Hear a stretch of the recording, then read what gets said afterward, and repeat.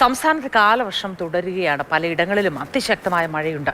എറണാകുളം, ഇടുക്കി, തൃശൂർ ജില്ലകളിൽ orange alert പ്രഖ്യാപിച്ചിട്ടുണ്ട്. 5 ജില്ലകളിൽ യെല്ലോ അലേർട്ടാണ്. എവിടെയും റെഡ് അലേർട്ട് ഇതുവരെ പ്രഖ്യാപിച്ചിട്ടില്ല. അപ്പം നമുക്ക് കൊച്ചിയിൽ നിന്ന് ശ്യാം പ്രസാദ് ഉത്തമനും ഇടുക്കിയിൽ നിന്ന് ജൈനസ് രാജു വിവരങ്ങളുമായി ഒപ്പം ചേരുന്നു. ഏറ്റവും ആദ്യം ആരിലേക്ക് പോവാം? കൊച്ചിയിലേക്ക്, ശ്യാമപ്രസാദിലേക്ക് തന്നെ പോകാം. ശ്യാമപ്രസാദ് ഉത്തമൻ, good morning.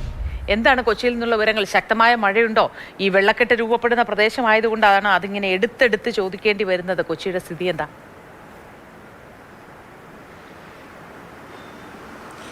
Moti, good morning. അതായത് കൊച്ചിയെ സംബന്ധിച്ച് പറയുകയാണെങ്കിൽ കൊച്ചിയിൽ ഒരു മഴ അതിശക്തമായി പെയ്തു കഴിഞ്ഞാൽ വെള്ളക്കെട്ട് പെട്ടെന്ന് രൂക്ഷമാവുകയും പിന്നീട് വലിയ പ്രതിസന്ധികളിലേക്കും മറ്റുമൊക്കെ നീങ്ങുന്ന ഒരു ഇടം കൂടിയാണ്. എന്നാൽ കഴിഞ്ഞ ഒരു 2 മഴക്കാലമായിട്ട് അങ്ങനെ കാര്യമായ രീതിയിൽ വെള്ളക്കെട്ടൊന്നും ഉണ്ടായിട്ടില്ല. ഇന്നിപ്പോൾ രാവിലെയും മറ്റുമൊക്കെ ആയിട്ട് നല്ല രീതിയിൽ മഴയുണ്ടായിരുന്നു. പക്ഷേ ഇപ്പോൾ ഒന്ന് മഴ മാറി നിൽക്കുന്ന, ശമിച്ചു നിൽക്കുന്ന അവസ്ഥയാണുള്ളത്. പക്ഷേ ജില്ലയിൽ ഓറഞ്ച് അലർട്ടാണ് ഉള്ളത്. അതിനാൽ തന്നെ 40 കിലോമീറ്റർ വേഗതയിൽ ശക്തമായ കാറ്റിനും അതിശക്തമായ മഴയ്ക്കും സാധ്യത തന്നെയാണ് കാലാവസ്ഥാ നിരീക്ഷണ കേന്ദ്രം മുന്നറിയിപ്പ് നൽകിയിട്ടുള്ളത്. നിലവിൽ ഇപ്പോൾ ഒരു കാര്യമായ രീതിയിലുള്ള വെള്ളക്കെട്ടോ അങ്ങനെയൊന്നും തന്നെ നിലവിൽ ഈ കൊച്ചിയിലെ ഈ ടൗൺ മേഖല കേന്ദ്രീകരിച്ച് ഇല്ല.